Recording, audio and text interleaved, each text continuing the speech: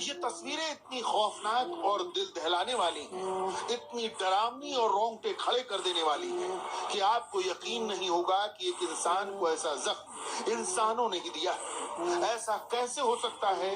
कोई ऐसा कैसे कर सकता है?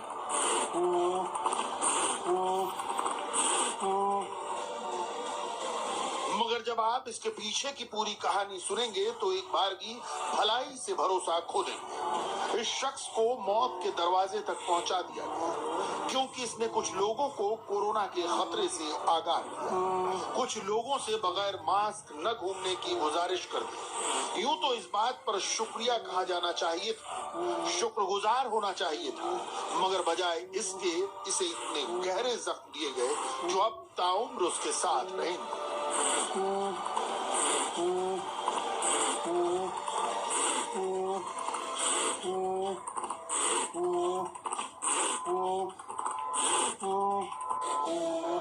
किसी सिख के लिए केश काटा जाना कितना तकलीफदेह होता है बताने की जरूरत नहीं है, मगर सिर के गहरे जख्म पर टांके लगाने थे। जालिमों ने तलवार से इसका सिर फाड़ दिया। ये जख्म आपको सहरा देंगे, मगर जिन्होंने वार किया वो ज़हनी तौर पर जल्लाद हो चुके थे। नफरत ने उनकी आंख पर फिरका परस्ती का पर्दा डाल दिया। मुंबई की ये कहानी सियासी दांव में दब कर रह जाती अगर इस सिख नौजवान की जबानी बाहर ना आई।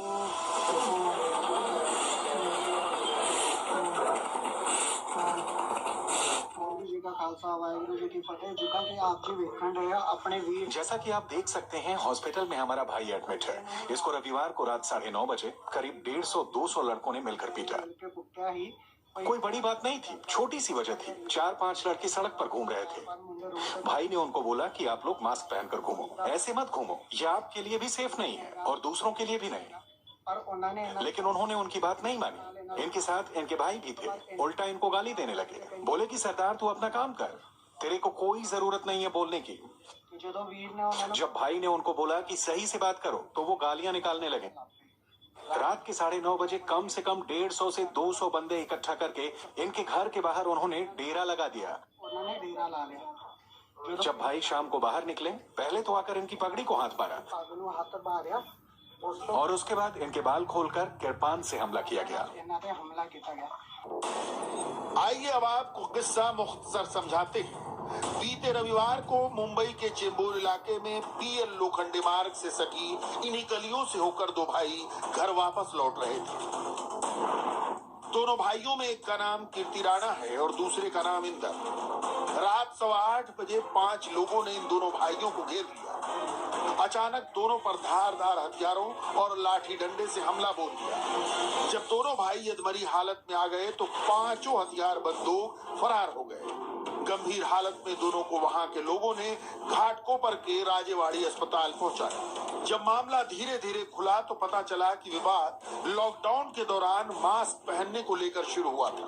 चेंबूर के रहने वाले सोशल वर्कर सुरेंद्र सिंह राणा अपने बेटे नवनीत राणा और कीर्ति राणा के साथ सार्वजनिक शौचालय के पास बिना मास्क आने वालों को मास्क बांट रहे थे। इस दरमियान इलाके में ही रहने वाला आरोपी सलीम सिद्दीकी बगैर मास्क के घूम रहा था, जिसे मास्क पहनने और नियमों का पालन करने को लेकर राणा परिवार ने नसीहत की। सलीम और उसके साथियों को इससे कोई मतलब नहीं था कि नसीहत क्या दी जा रही है, उनके कितने काम की। इनके हाथ में यहाँ पर तलवार के निशान है, क्योंकि जब भाई पर हमला हुआ उसके बाद उन्होंने भाई को बचाने की कोशिश की।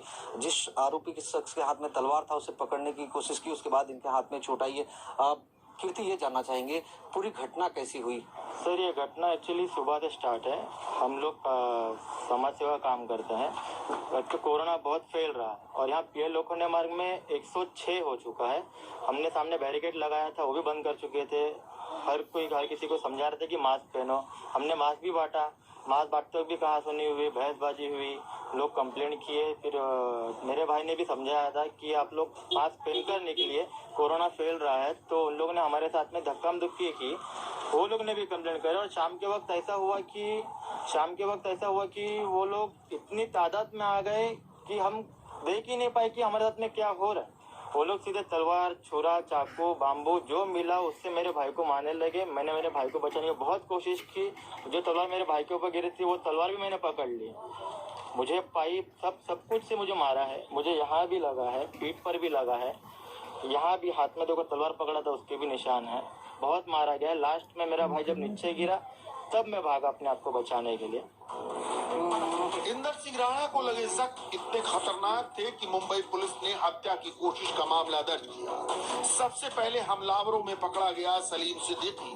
बाद में उसकी निशानदेही पर पुलिस ने 4 और लोगों को गिरफ्तार किया। इसके बाद पता चला कि हमलावर पहले से अपराधी प्रवृत्ति के लोग हैं। कुछ लोगों का कहना है कि इस नसीहत को आरोपियों ने सीधे मजहबी चश्मे से देखा।